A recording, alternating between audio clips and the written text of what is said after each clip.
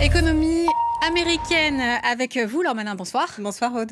Oui, car on a passé un seuil important symbolique pour la dette américaine. La dette dépasse pour la première fois les 40 000 milliards de dollars. C'est un stock, ça s'accumule. Mais ce qui inquiète, c'est surtout la progression plus rapide que prévu. Oui, et si on veut être précis, c'est même 47 milliards de dollars. Selon les chiffres du Trésor américain, ça représente 125% du PIB des États-Unis. Et c'est considérable avec effectivement une progression fulgurante puisque ce seuil de 40 000 milliards, il a été atteint avec 2 années d'avance sur les prévisions du bureau du Congrès. Et la dette a plus que doublé en quelques années depuis la crise financière de 2008. Cette dette qui progresse à toute vitesse, poussée par les inquiétudes qui sont liées à l'inflation aux États-Unis. Elle est à 3,4% pour l'année 2026. Et ça, c'est en lien avec le conflit au Moyen-Orient et la hausse subséquente des prix du pétrole. Aujourd'hui, le baril de pétrole s'échange en moyenne autour de 90 $ le baril contre 70 $ avant le 28 février et les premiers bombardements américains sur l'Iran.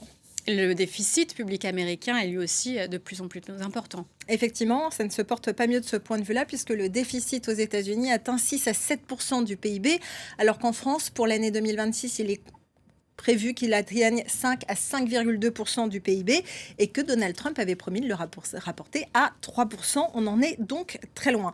Et si on regarde les chiffres, on voit qu'il y a une progression constante. Par exemple, entre juillet 2025 et juillet 2026, il y a de fortes progressions. Le déficit budgétaire en 2026, il atteint 432 milliards de dollars alors qu'il était à 291 l'année dernière. Et puis, les dépenses gouvernementales ont aussi augmenté. Elles sont à 766 milliards de dollars pour le mois de juillet 2026. 630 milliards il y a un an. Alors cette situation, elle est due évidemment à des dépenses très importantes. Si on regarde rien que le mois de juillet, le premier poste de dépense, c'est Medicare. C'est le programme d'assurance santé fédéral pour les plus de 65 ans et les personnes handicapées. 174 milliards de dollars rien que pour le mois de juillet. Pour la sécurité sociale qui verse par exemple les retraites, c'est 141 milliards de dollars. Troisième poste, les intérêts nets de la dette américaine. Preuve du poids que ça représente pour les ressources fédérales, c'est 104 milliards de dollars. Et puis, quatrième poste, la défense nationale, 91 milliards de dollars, pour un montant estimé à l'année à 1000 milliards de dollars sur l'année. Évidemment, la guerre en Iran n'aide pas. Et puis, parallèlement, eh bien, les recettes de l'État fédéral ont baissé. Si on regarde les impôts, eh bien, ils ont reculé, 334 milliards de dollars. Ça paraît peu par rapport aux 338 milliards de l'année dernière, mais en fait, ce que ça représente, c'est à peu près un quart du PIB, quand dans la plupart des pays développés, ça représente plutôt 34% du PIB, les impôts. C'est donc important. Et puis, il faut aussi noter qu'il y a eu les remboursements des tarifs douaniers américains que Donald Trump a dû engager. Plus de 100 milliards ont déjà été remboursés, mais il en reste encore plusieurs dizaines à rembourser. C'est depuis que la Cour fédérale, la Cour suprême américaine, a considéré en février que ces droits, ils étaient pour la plupart illégaux. Un déséquilibre dépenses-recettes, mais il y a un autre facteur qui joue aussi dans cette situation aussi de taux d'intérêt qui augmente, ce sont les emprunts massifs pour l'intelligence artificielle, les emprunts par les entreprises du numérique. Effectivement, on l'a vu, la dette publique est extrêmement importante, elle ne cesse de se creuser, mais la dette privée également nourrit ce système.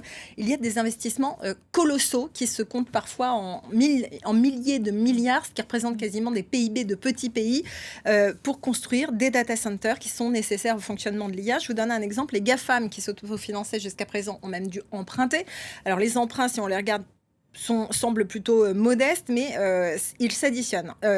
Google, Amazon, Meta, Microsoft se sont endettés déjà à hauteur de 356 milliards de dollars. Ils ont signé en plus des accords de location de capacité de calcul. En gros, ils vont pouvoir utiliser ces outils pour 248 milliards de dollars supplémentaires. Et puis, il faut ajouter encore 2400 milliards de dollars. On arrive à ce PIB de pays pour des promesses d'achat et d'investissement. Et ça n'a pas encore été comptabilisé. C'est vraiment considérable. On peut aussi regarder OpenAI qui a signé un accord pour construire des data centers, 10 gigawatts dans l'Ohio. Ça représente la puissance électrique qui est produite par 10 réacteurs nucléaires. C'est dire à quel point c'est énorme. Oui, merci beaucoup parce que c'est toujours effectivement compliqué de réaliser l'ampleur de ces chiffres. Merci à vous, Laure Manin.